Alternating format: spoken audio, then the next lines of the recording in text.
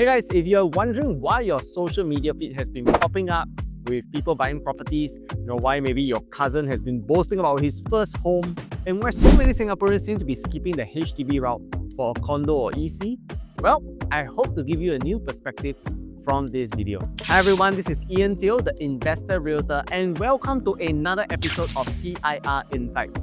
Now, this particular video is for you if you're a HDB owner below 40 years old with a HDB that's nearing the MOP, or if you're a first-time homeowner in a dilemma between choosing a HDB, condo, or EC.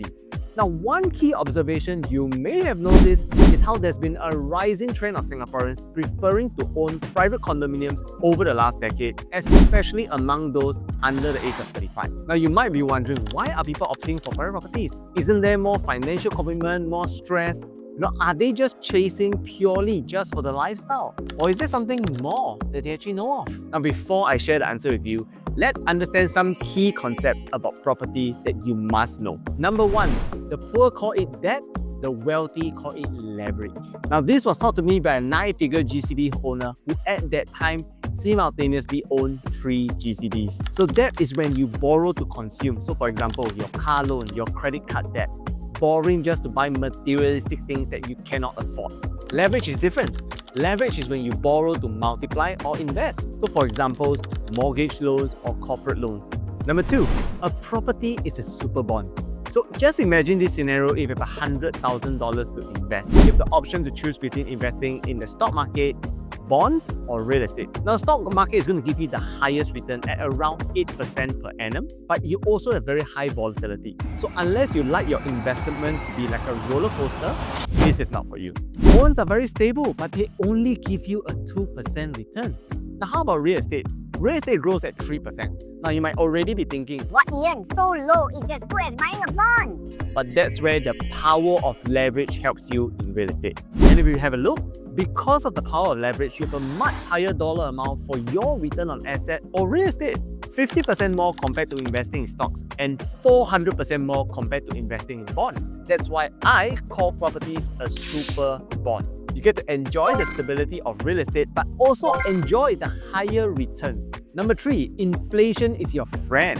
Now, this is actually a hidden concept real estate investors recognize. To most people, inflation is the enemy because it erodes your purchasing power. And let me illustrate this with our local favorite, chicken rice. Now, back in 2019, I still remember a plate of chicken rice only cost about $2.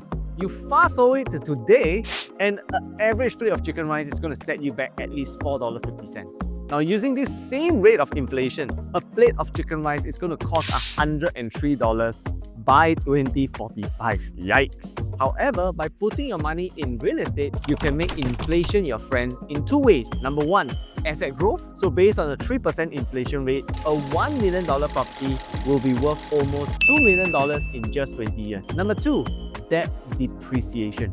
So assuming the same $1 million property, your monthly mortgage is going to be about $3,000 a month. But because of inflation in 20 years, you'll be only using $1,500 in today's dollar terms to finance the entire property in year 20. And this is exactly how the wealthy create wealth through leveraging properties. Now, before we carry on with the video, if you found the content interesting and useful, do me a favor, like this video and share it with someone. Thank you so much. Now back to the video. Now, you still might be wondering, Ian, why is all this important? Well, a joint study found that in 2023, the monthly household budget for an elderly person aged 60 years and above is going to be about $1,492 per month. And this is just the basic necessities for day-to-day expenses. If it was an elderly couple, that number goes up to $2,551 per month. Now, I want you to have a look at this chart. Based on the recommended retirement budget for an elderly couple to have a basic retirement, you will need $1.6 million. And this basic retirement means no overseas travels, limited to 5 restaurant meals per day with an annual cap of $600, and no car. Is this the type of retirement you want? For me, I'd rather have a more comfortable retirement. But let's assume you're just okay with a very basic retirement. The next question you need to ask yourself is, do you have the ability to save $1.6 million by the age of 60? If not, then you need to start thinking of ways to do it today. With proper planning and strategic unit selections, you can start your wealth building journey. So my team and I, we adopt the 11 PDF framework to identify properties that have the highest propensity to yield a six-figure profit in the next 3 to 5 years. Now, these are what we call Grade A properties. Now, take for example, this recent client of mine, I helped them to plan and upgrade to a better Grade A property, and they're already sitting on $235,000 in paper gains. In another 3 to 5 years, I'm pretty confident that they'll be much closer to getting almost $500,000 in profits. And guys, you just need one right property to change your wealth trajectory.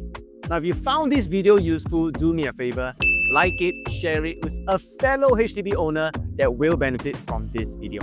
This is Ian Teo, the top 1% Realtor, signing out.